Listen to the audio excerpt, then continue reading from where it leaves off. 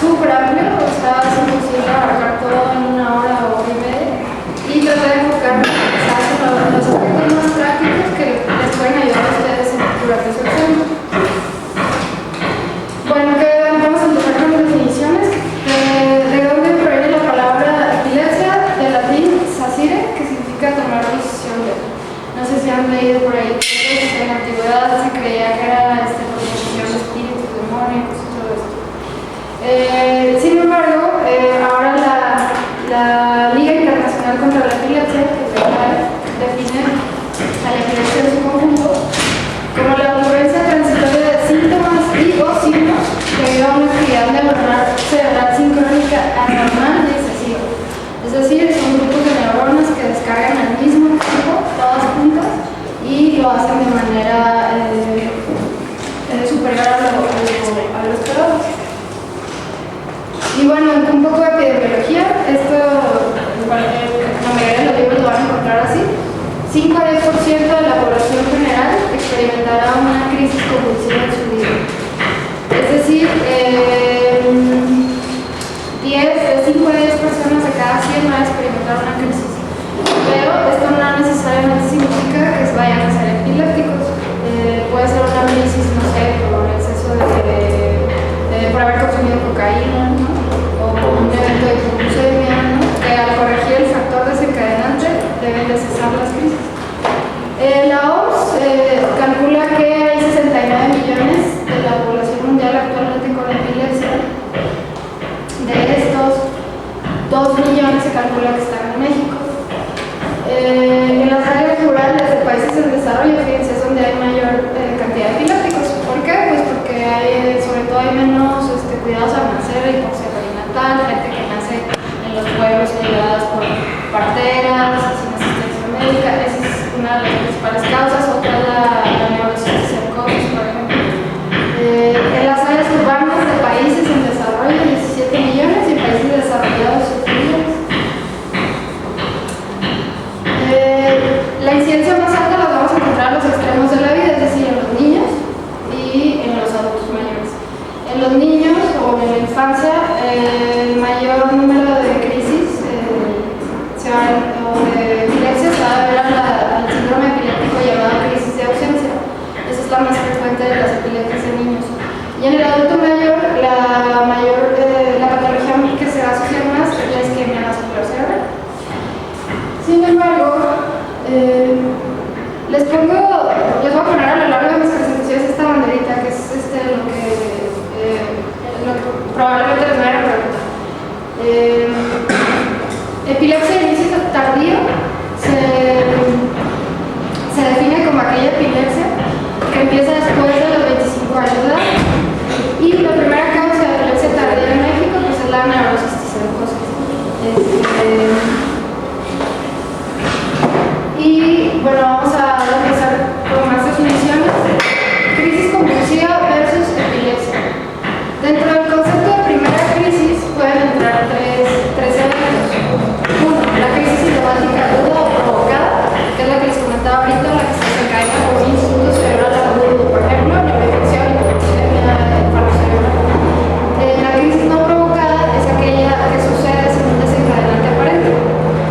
Y es con la que se va a relacionar más con la epilepsia.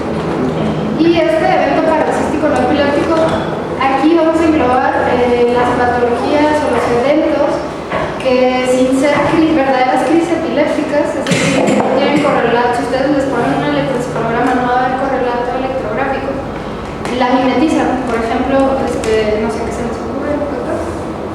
¿Qué te puede simular una crisis epiléptica? ¿Qué tú dices? Ok, al momento que se te presenta el paciente tienes que pensar en varios diagnósticos diferenciales. Convulsiones. Bueno, esa es una causa que te puede dar crisis sintomática aguda. ¿Qué más?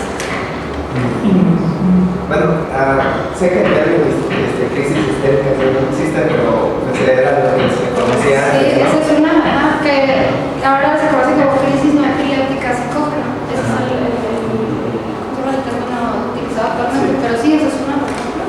Ahorita vamos a ver otras, pero bueno, dentro de eso se encuentran, por ejemplo, trastornos del movimiento, ¿no? Como tics, o corea, o parasomnias, ¿no? De estas personas que se levantan en la noche con dolores nocturnos o que empieza a patalear o a pelear en sus sueños. Esos son diagnósticos. Algunos de los diagnósticos diferenciales. ¿Dónde? Isquemia transitoria. Ahora, la epilepsia, por el contrario, se va a caracterizar por crisis recurrentes, o sea, debido a un proceso crónico subyacente cerebral. El concepto tradicional de epilepsia es 2 o más crisis convulsivas no provocadas, es decir, no hay un desencadenante identificado. 2 o más, es decir, si tiene un paciente que ya convulsionó 2 veces, ya lo puede clasificar como epiléptico, pero nada más, no sé si se vayan a preguntar si saben, pero la definición actual, la más actualizada de epilepsia, ya no requiere que sean 2 crisis únicamente, sino que se puede catalogar un paciente como epiléptico si tiene una sola crisis y probabilidad de futuras crisis similar al riesgo de recurrencia general después de 2 crisis no provocadas en los próximos 10 años. Ya sé que suena así muy rebuscado, o sea, lo que quiere decir es que si yo tengo una crisis, pero si ustedes me hacen una imagen cerebral y tengo un tumor o una lesión y aparte me haces una electroencefalograma y tengo anormalidades, eso, aunque yo sobreviví a una crisis, el hecho de tener lesión en la imagen y alteraciones en el electroencefalograma me da un riesgo mayor de volver a convulsionar y ya merito el diagnóstico de epilepsia e incluso de iniciar tratamiento con un fármaco antiepiléptico. O bien, el diagnóstico de un síndrome epiléptico, como por ejemplo la crisis de ausencia de las niñas, que es como el más clásico que les comentaba ahorita, que es la principal epilepsia en niños, y que si les ponen un caso clínico a niños seguramente va a ser uno, ahorita lo vamos a ver un poquito a mayor profundidad. Un síndrome epiléptico es un conjunto de signos y o síntomas clínicos junto con características electroencefalográficas que caracterizan a la entidad. Por ejemplo, ¿alguien se acuerda de cómo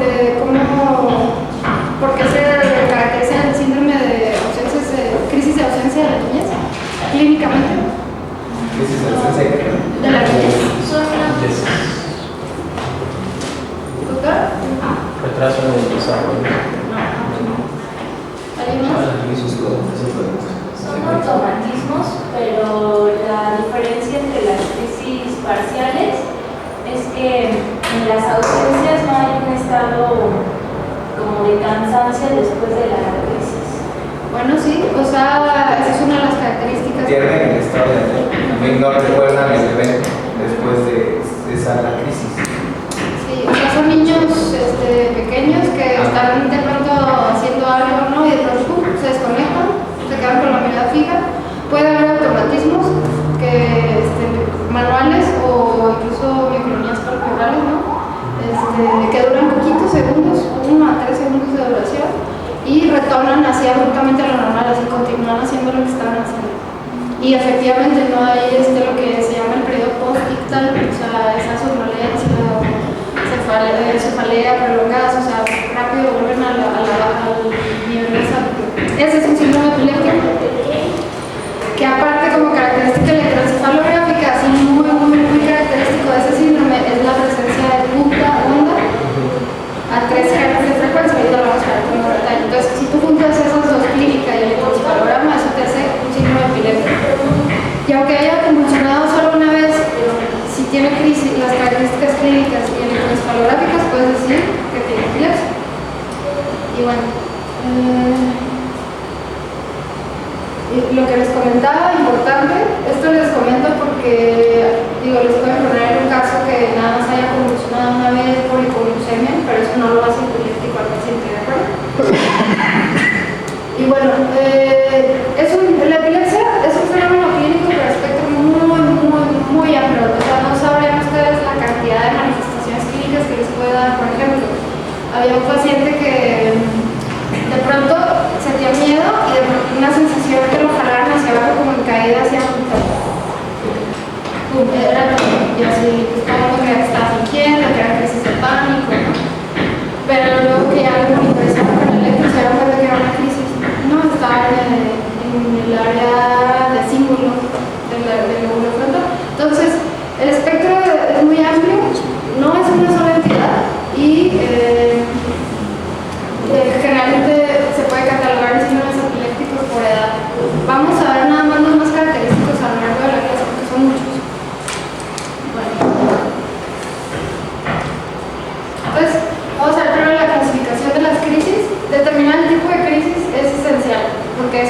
depender el abordaje y el tratamiento.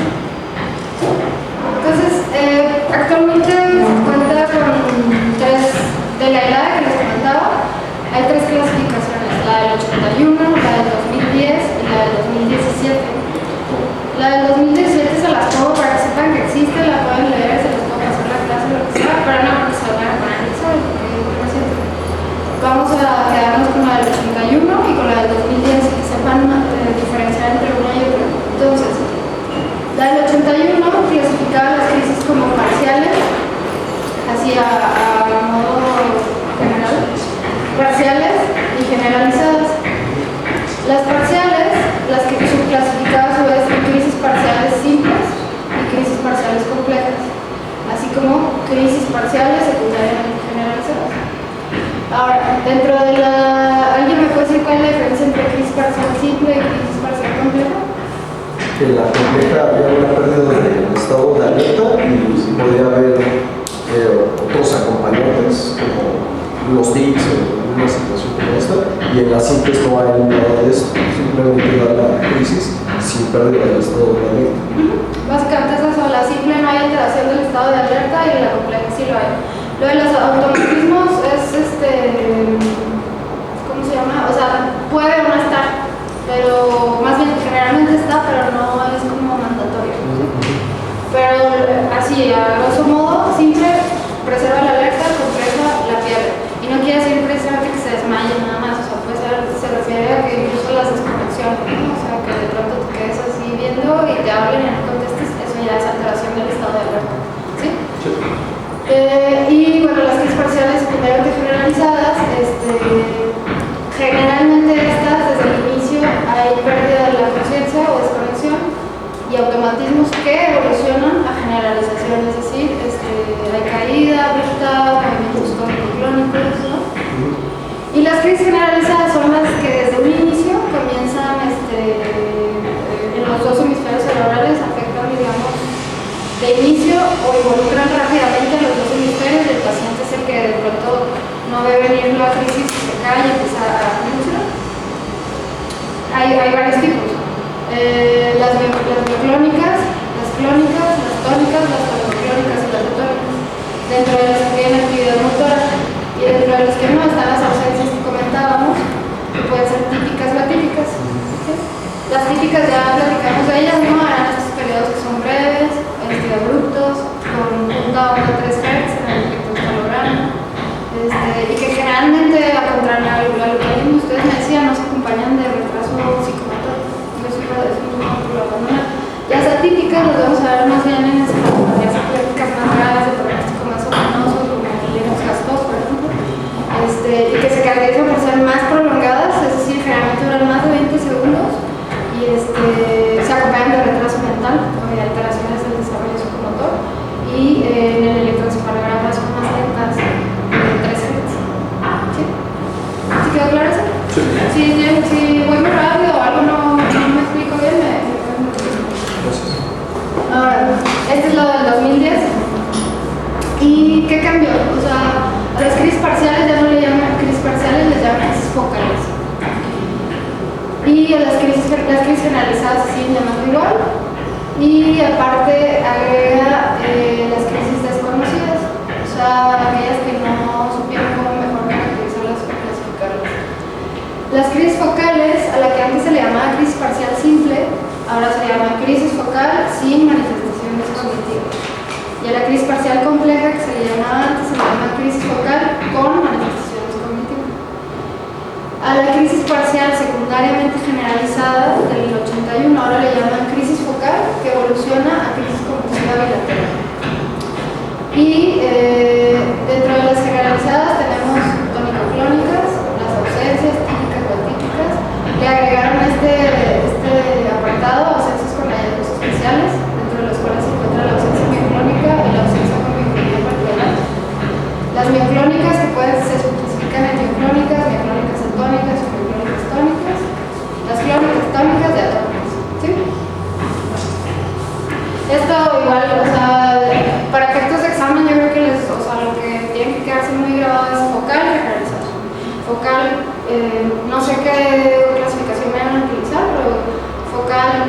con o sin manifestación discognitiva en esta clasificación y en la anterior, focal parcial simple, parcial compleja, ¿sí? Sí. Y las generalizadas. Sí, de hecho aquí se las puse crisis generalizadas, ausencias. Nada más que bueno, las ausencias generalmente no tienen actividad motora, más bien no la tienen.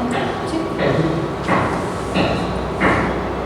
Y bueno, esta es la última, la del 2017, que como les digo, se las pongo aquí, no voy a hablar mucho porque no sé si la van a agregar en el examen en este tema. Y bueno, el principio fundamental de distinguir una crisis focal y una generalizada es muy sencillo, como su nombre lo indica, las focales están limitadas a un solo hemisferio y no necesariamente tienen que envolver todo el hemisferio, puede ser únicamente un punto, por ejemplo, el lóbulo temporal. Y usualmente se asocian, pero no siempre se asocian a la normalidad estructural. O sea que si yo les pongo un caso clínico con un paciente que presenta una crisis focal, lo más frecuente, lo más posible que se vaya a asociar a algo estructural, como que un tumor, una neurosis cerco, una hemorragia, ¿no? Una displasia cortical en caso de niños. Y la crisis generalizada afecta a otros hemisferios y usualmente se habla de trastornos bioquímicos o genéticos. Por ejemplo, alteraciones metabólicas, como les decía, la hipoglucemia, la insuficiencia renal, la hiponatremia, genéticos, pues estas canalopatías, como por ejemplo el síndrome de Dravet, es una encefalopatía de la infancia, de la niñez, perdón, que se asocia a alteraciones en los canales de sodio, ¿sí? Entonces, son crisis más que afectan a todo el cerebro, por así decirlo. Y bueno, esto ya lo revisamos. Y bueno, después de la clínica, dentro de los armamentos, digamos, que tenemos para investigar a los pacientes con crisis es el electroencefalograma. Le llamamos integrital a aquel electroencefalograma que hacemos cuando el paciente está libre de crisis. Y en estos, frecuentemente lo vamos a encontrar normal, incluso en pacientes con epilepsia, el 50% de los pacientes va a tener un electroencefalograma normal. Entonces, sabemos que un electroencefalograma normal no descarta que el paciente tenga epilepsia. Y lo que se considera asociado a la epilepsia o epileptiforme son estos grafoelementos. No tienen que saber, o sea, nada más se los pongo para que después entendamos los hallazgos que les pueden preguntar en el examen de algunos síndromes epilépticos. ¿Sí? Entonces, ¿qué se asocia a epilepsia o qué es epileptiforme en el electroencefalograma? Ondas agudas, son estas. Puntas, que son igual a esta, nada más que tienen menor duración, son más chiquitas, son más compactas. Punta onda, es decir, es una punta seguida de una onda lenta. Polipunta, para que sean muchas puntas juntas. Estas generalmente las vemos asociadas a mioclonía. Y polipunta onda, que es polipunta onda lenta. ¿Sí? Sí. Si quieren, nada más para que se entienda un poquito mejor, estas son provocadas, estas puntas que ven, son provocadas por justamente la descarga de un área suficiente de neuronas corticales. Eso es lo que registra el electroencefalograma. ¿De acuerdo? Entonces, la punta se define que tiene una duración menor a 70 milisegundos en el electro. La onda, no se tiene que aprender más porque ahorita que les diga punta onda, que sepan de lo que estoy hablando. Sí.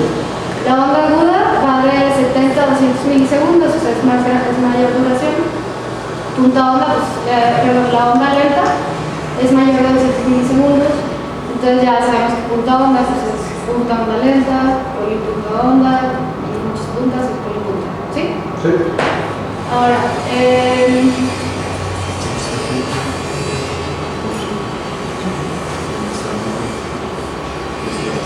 tres aspectos importantes que también utilizan mucho en los exámenes. ¿Saben qué es una crisis jacksoniana? ¿Alguien me puede decir? Es una crisis focal que se generaliza. Es una crisis focal que no les dan si tiene que generalizar. Empieza en porciones distales y se va aproximar hasta que se generaliza. Bueno, sí, tienen, o sea, si tienen, que presenta una progresión de la descarga neuronal y por tanto de su sintomatología clínica, siguiendo un patrón de representación somatopática. ¿Qué quiere decir esto? La mejor descrita, de hecho la que originalmente se describió como crisis jacksoniana, es la motora, ¿no? La que sigue el homúnculo motor, no sé si se acuerdan de esta parte, Sí. de cómo está representado el homúnculo en el área motora primaria del cerebro. Entonces tenemos la pierna en la parte mesial, y luego el tronco, el brazo, la mano, la cara y por último la lengua, ¿no? Este es el lóbulo frontal. Y la más típica, les digo, es la que empieza en región facial, ¿no? Empieza con así, y luego se va a mano, y luego al brazo, y luego al tronco. No necesariamente tiene que regeneralizar, se puede quedar ahí. O incluso puede pasarse al área sensitiva que está atrás de la motora, no sé si recuerdan, la banda motora frontal y luego la parietal sensitiva, entonces se puede ir para atrás. Incluso, bueno, no les pues, pero esa es la crisis jacksoniana. Y parálisis del TOD, ¿qué es? Dispositar. Es posictal, ajá. ¿Por qué se caracteriza? Bueno, la parálisis de TOD es otra vez la más frecuente y la que mejor ha sido descrita es la que sigue a una manifestación motora, y es la paresia de la región corporal que previamente presentaba actividad convulsiva, como dijo bien su compañera en la periodo postictal, y que se debe a una hiperpolarización prolongada neuronal. O sea, primero despolarizaron las neuronas y después se hiperpolarizan y el paciente se queda miparético. Generalmente se refiere al paciente que les puede llegar un paciente a urgencias que sin crisis pero que llegue miparético. Ustedes dicen, ajá, a lo mejor tuvo un EBC, ¿no? Pero también tiene que pensar que puede ser que puede estar en parálisis de TOD. Generalmente tiende a ser más prolongada en personas de edad avanzada. Epilepsia parcial discontinua o epilepsia parcial continua. ¿No?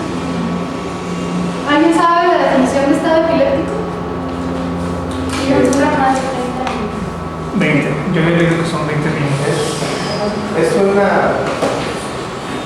Son los criterios, que se presenten dos convulsiones, bueno, dos crisis en un periodo menor a 5 minutos o una crisis con una duración mayor a 30 minutos.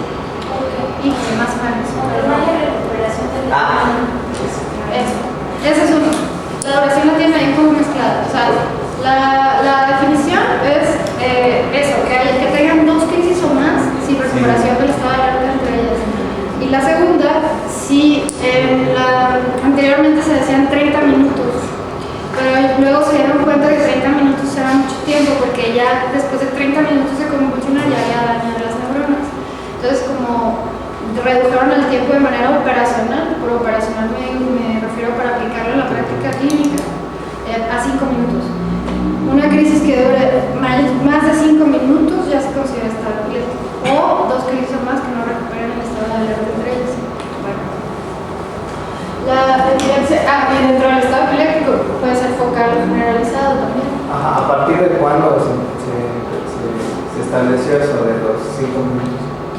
Uy. Antes del 2010. No, sí, mucho antes, como en desde los 80s por ahí. Sí, pero es que realmente es lo mismo. O sea, si se fijan, ayer estamos hablando, el concepto que tenemos de ataque químico transitorio, 24 horas. O sea, son conceptos que se han quedado arrastrando desde la época de... Sí, de hecho cuando estaba en la clasificación del 81 ya se sabía esto, y aparte no, es por un estudio de modelos animales. Entonces ya descartamos de los... 30 sí, no, bueno, Es que no saben quién te va a hacer el examen. es que ¿qué les han dicho ustedes? ¿Qué tan actualizado está? No les han dicho. Pero de que yo estaba desde la presencia de medicina interna ya eran 5 minutos. O sea, cuando yo era estudiante, a pesar de que ya había cambiado... No, sí, quédense con los 5 mejor. ¿Sí? 5 minutos o Que la pierdan es así, por favor. 5 minutos.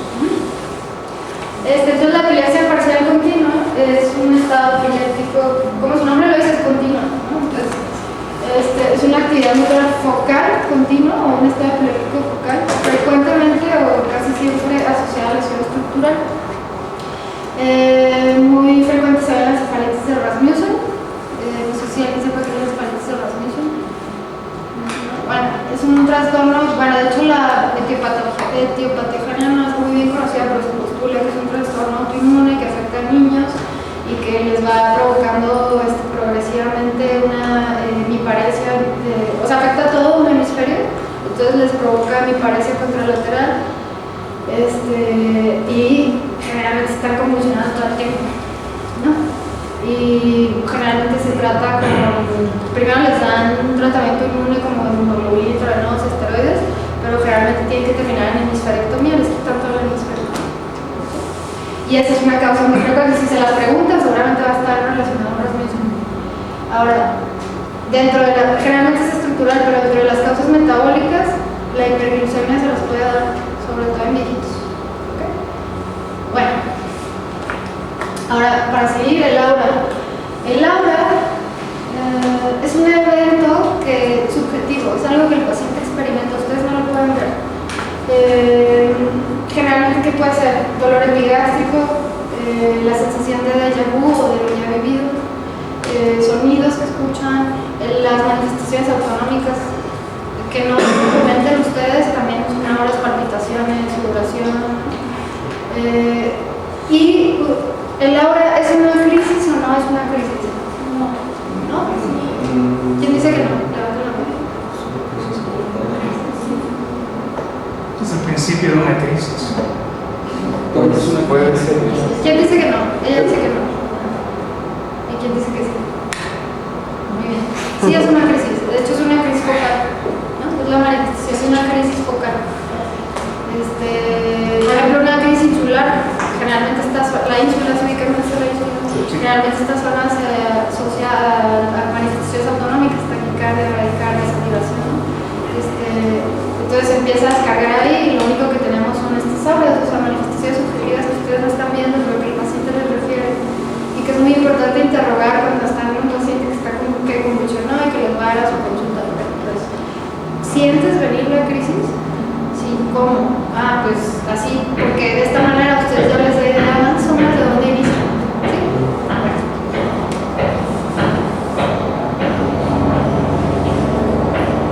Entonces, en cuanto a las crisis focales o manifestaciones discognitivas, ¿de qué clasificaciones hasta el 81 o el 2010?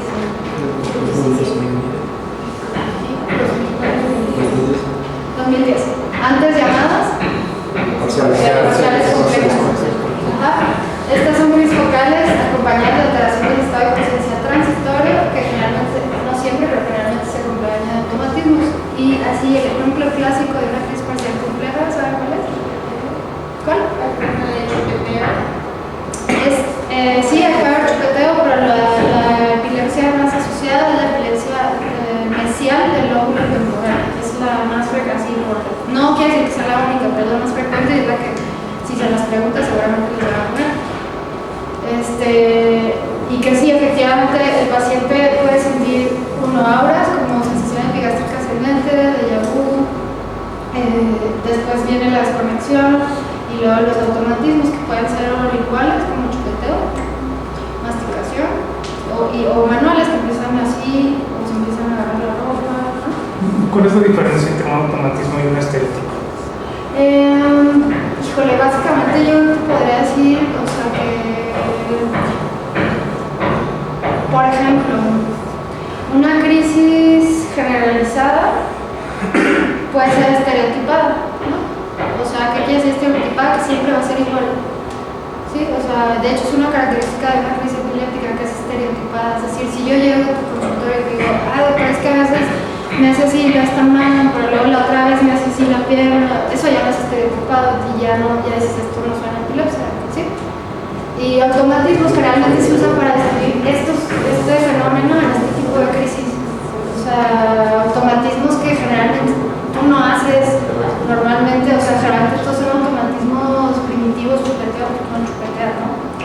Y tampoco haces esto, son reflejos primitivos, por así decirlo. ¿Me expliqué? Como si se estuviera activada la tabla. Exacto. Y ese es el control frontal. Ahora que le dije cuando estaba despreciado una corteza que determinara y que quitara la parte reptiliana automática.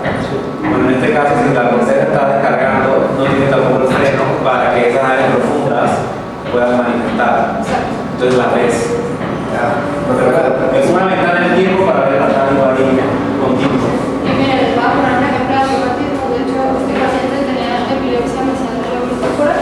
Para que no se aburran, ¿no? No los van a poner videos en el examen.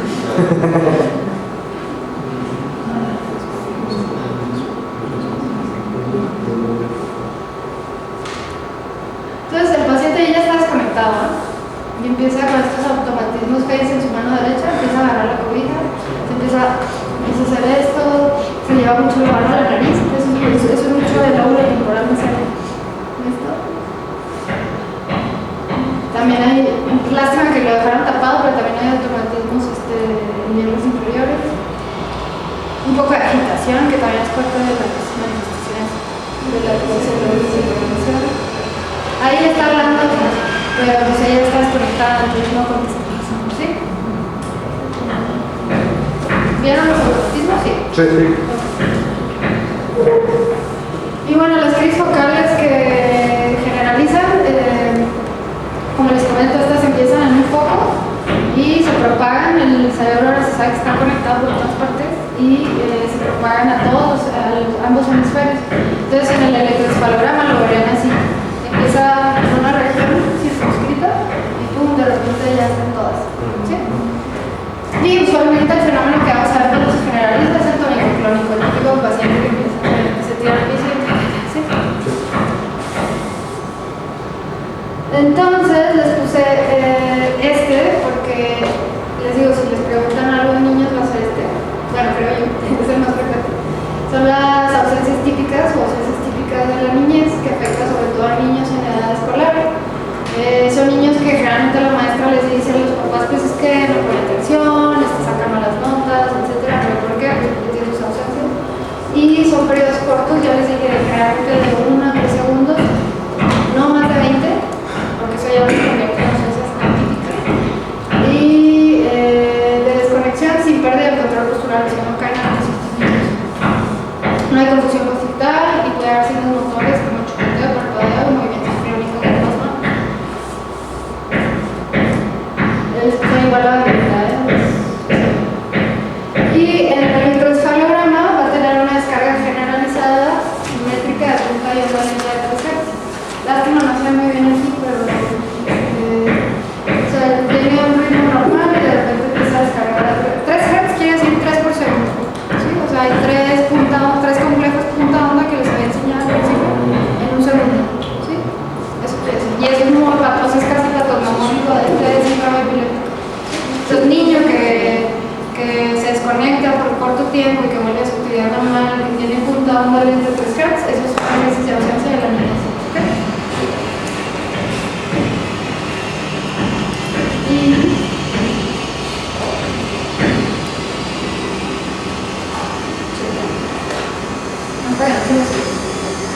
También estas crisis se desencadenan, es muy característico que se desencadenen con la hiperventilación. Entonces le ponen un rabilete para que se utilice un poquito. Entonces la niña está de normal, el electroencefalograma, esto es normal para su edad. Y de repente para de soplar. Se queda viendo las microondas del pleurario y la descarga 3 Hz. Y boom, se acaba y otra vez empieza a continuar soplando.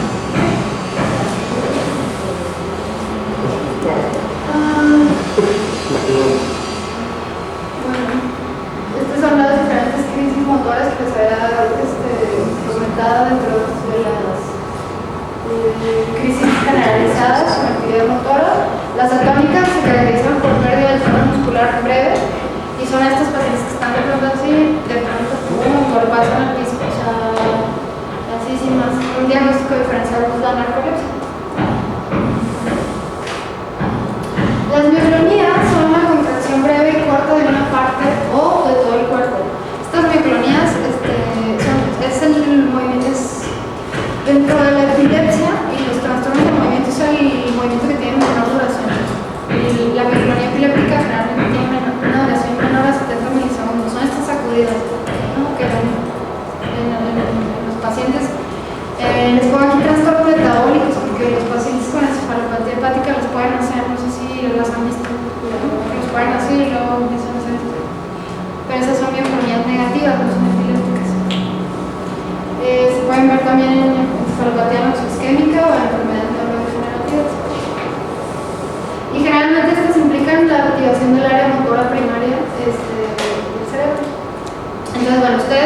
y esto también a lo mejor los tratan de confundir, parece crisis epiléptica, pero no es. Diagnósticos diferenciales, el principal, síncope, ¿no?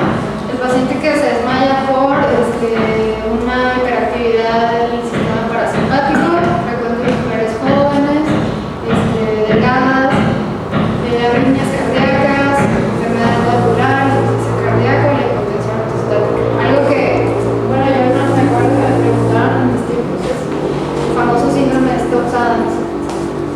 ¿Se acuerdan de qué es eso?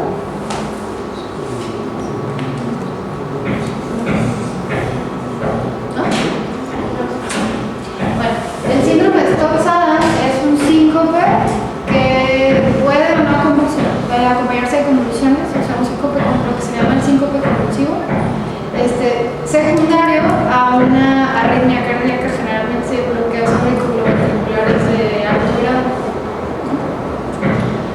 Entonces, es un diagnóstico diferencial y seguramente, bueno, a mí me lo preguntaron, era como un viejito que tiene todos estos factores de riesgo cardiovascular, diabético, hipertenso, que tomaba antiarrítmicos y de pronto se cae y empieza luego con movimientos motores y pues algo así, no me acuerdo de todo, pero esto es algo que muy frecuentemente preguntan los exámenes y es un diagnóstico diferencial de crisis convulsiva.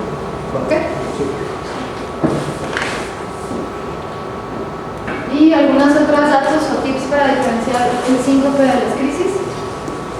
El síncope generalmente se va a dar en casos de pacientes que llevan parados mucho tiempo, están experimentando dolor o están realizando maniobras que aumentan el tono vagal como la tos, la micción, la respiración. Las crisis pues en cualquier situación, ¿no? El aura o pródromo, en el síncope pues el paciente te va a decir que tuvo visión borrosa, que le tocaron los oídos, le dio náusea, mareo, palidez y diafuresis. Y la crisis pues va a variar de acuerdo al foco, como ya vimos, depende del área cerebral que esté descargando. La duración del síncope va a ser más corta comparado con la crisis. El tono en el síncope, pues el paciente que se desmaya solamente va a estar plácido, ¿no? Y el que está ahí convulsionando va a estar hipertónico, o sea, va a estar motor. En el síncope podemos tener movimientos mioclónicos, clónicos, pero generalmente estos van a ser multifocales, o sea, no siguen un patrón estereotipado justamente. Y van a ser asincrónicos, arrítmicos, y en los crisis van a ser sincrónicos y focales. En los dos puede haber los ojos que se vayan hacia atrás, el rolling ya saben de los ojos que se ponen en blanco, en los dos puede ser. El pulso, generalmente en el síncope va a estar bajo y en la crisis, como hay una descarga noradrenérgica, va a haber taquicardia. En el síncope vamos a tener asociado sudoración y palidez en las crisis automatismos. Ahora, la incontinencia urinaria, muchos creen que las pacientes que se hacen pipí o así, es porque convulsionaron. Sí, de hecho es una pregunta que oiga, y ¿se orina? Y ya dice, fue crisis, no. O sea, la relajación de esfínteres también se puede dar en el síncope, ¿no? O sea, no es como característico de uno u otro. Lo que sí es característico de la crisis es la mordedura de lengua. Eso sí se va a ver más en la crisis que en el síncope. La confusión posital va a ser mayor en la crisis y la cefalea, fatiga, dolor muscular y la somnolencia va a ser más severa en las convulsiones después de una crisis que después de un síncope.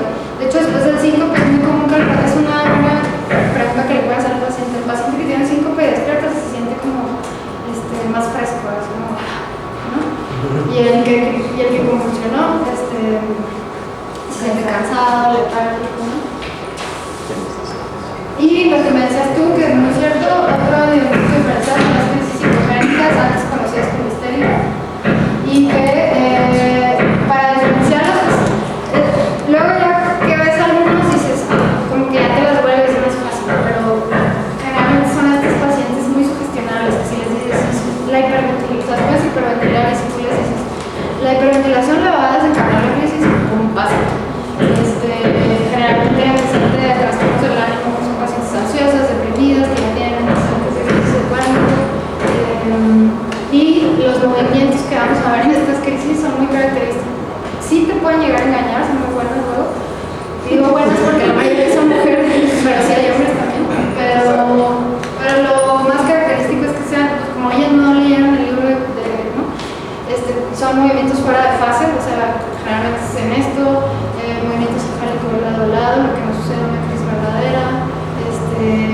movimiento pélvico es muy característico. Y estas son varias pacientes, pero para simplificar, varias pacientes que berrinche, este es el movimiento pélvico, el empuje pélvico que les comento.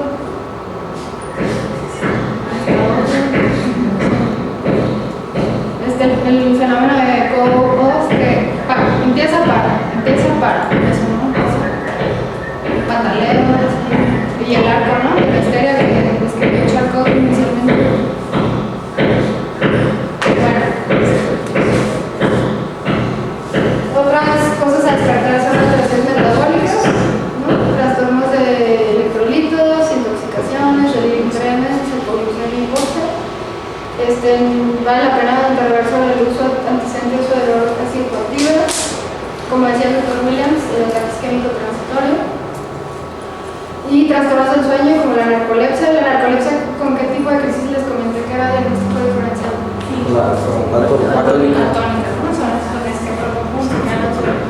O el microondas benigno del sueño, esos microondas que nos dan, y que sí llegan los pacientes a estudiarse por eso, que ustedes las han experimentado, estoy segura de que se están quedando dormidas en grupo, esas son las microondas benignas del sueño. ¿Por qué? Porque son fisiológicas y no representan ninguna patología.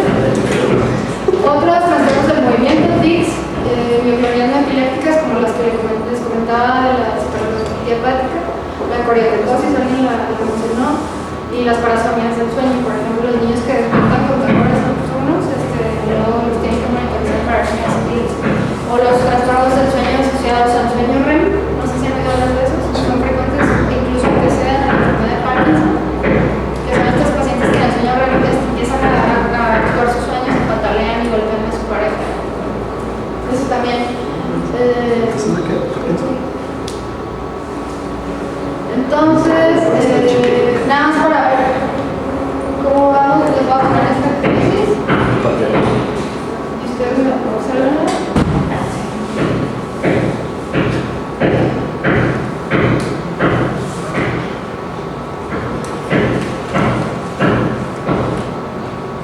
Ok, ya mismo la otra vez que...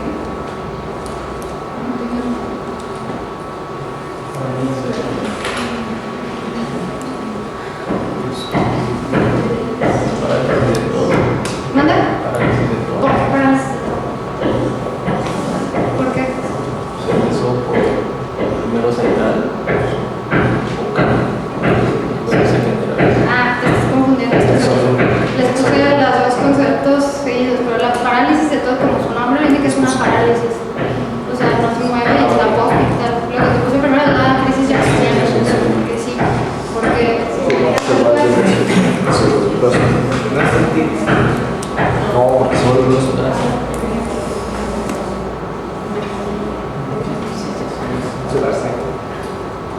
Ahora, y luego empezó acá, ¿no? En el brazo, como les comenté en el módulo. Se va como convulsión. ¿Sí? La clasificación de edades. Es una crisis, la vieja es una, bueno, dígame. Para ser compleja. ¿Por qué puede ser compleja? Primero, vamos a empezar. En la vieja es parcial, en la nueva es focal, ¿verdad? Vamos a ver la vieja. Es una parcial, es parcial o generalizada, es parcial, ¿no? Ahora, es con la, digo, simple o compleja. Simple. ¿Quién dice compleja? ¿Y simple? Ok, ¿por qué compleja? Bueno, yo digo que en ese momento algo me interesa con el médico, o sea, aparte de su mirada se desvía hacia un punto y como que no está, bueno, no es interacción. Bueno, te voy a decir, sí es simple, o sea, yo lo sé, es simple, pero es muy válido lo que me estás diciendo, nadie le habló y nadie le interrogó y nadie le dio órdenes, o sea, realmente no sabemos si está conectado. Pero sí es una focal simple, o sea, no hay alteración, o sea, está bien, tienes el concepto perfecto, simple, no hay alteración de estado de alerta, compleja sí lo hay. Entonces, es una crisis focal, digo, es una crisis parcial simple. Y en la nueva clasificación, ¿cómo se llama? ¿Sí, manifestaciones qué?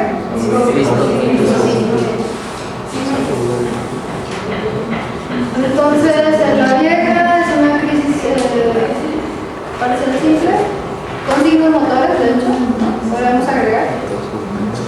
la nueva es una crisis focal sin manifestación de depresión. Ahora, bueno, traté de poner las epilepsias por lóbulos, que es como quizás se las puedan preguntar en el examen, ¿no? O sea, pero lo que sí les puedo decir es que esta es una epilepsia que ni siquiera los epileptólogos a veces pueden diagnosticar, es una súper compleja, no creo que les vaya a venir. ¿Por qué? Porque el lóbulo parietal está conectado por todas partes y puede mimetizar cualquier tipo de crisis. O sea, después, si este es el lóbulo temporal, pero no tiene el parietal, lo que pasa es que se propaga muy rápido. Entonces, lo que sí les puedo decir es que si les ponen uno del lóbulo parietal, generalmente les van a poner que el paciente tenga un aura somatosensorial. ¿Por qué? Porque ahí está el área sensitiva primaria, ¿no? Pero ya después de ahí puede irse a todas partes físicas. Síntomas contralaterales, aunque no siempre, por empezar. Puede haber tanto síntomas negativos como hipoestesia o positivos como parestesias, como hormigueo, prurito, dolor, ¿no? Y puede haber ansiedad y sensación experiencial, como en los del lóbulo temporal, alucinaciones gustatorias, o sea, es una epilepsia muy difícil, se puede engañar. Pero les digo, si viniera esto, les van a poner que empiecen con síntomas sensitivos, como miembro contralateral. Etiología, pues cualquier cambio estructural que ustedes quieran, ¿no? Ustedes ya lo acaban de acordar el grupo etario del paciente que les ponga, puede ser malformación vascular, neoplasia, ¿no? Tiene esta etapa de manos, ¿cómo se llama?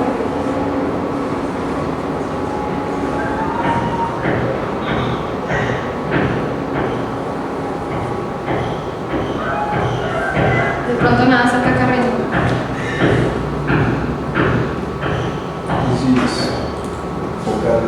¿Es una focal? ¿Sí? ¿Ataques de risa? Puede venir. Se llaman crisis gelásticas. ¿Sí? Gelásticas. En la clasificación vieja, focales, y en la clasificación parcial simple, y en la clasificación nueva, focales y manifestaciones cognitivas. Y generalmente lo van a ver en niños. ¿Por qué? Porque se asocia así, la primera causa son amartomas hipotalómicos. Después de eso, la segunda localización en frecuencia es el lóbulo frontal. Y por último, el lóbulo temporal, pero neocortical. El lóbulo temporal tiene dos partes. Bueno, desde el punto de vista de la epilepsia lo podemos dividir en mesial, o sea, la parte que está hacia adentro, y la neocortical, que está afuera. Entonces, cuando es neocortical puede causar este tipo de crisis. ¿Okay? Y bueno, no les voy a leer todo esto, pero, o sea, también era lo que les decía ahorita, los que tienen síntomas psiquiátricos. Fíjense la cantidad de cosas que pueden tener una crisis. Miedo, placer, furia, euforia, sensación erótica, curiosidad, sensación de despersonalización, o sea, son muchos. Y bueno, les pongo